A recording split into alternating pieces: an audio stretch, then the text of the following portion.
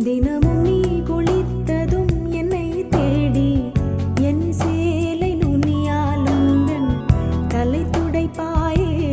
அது கவிதை திரு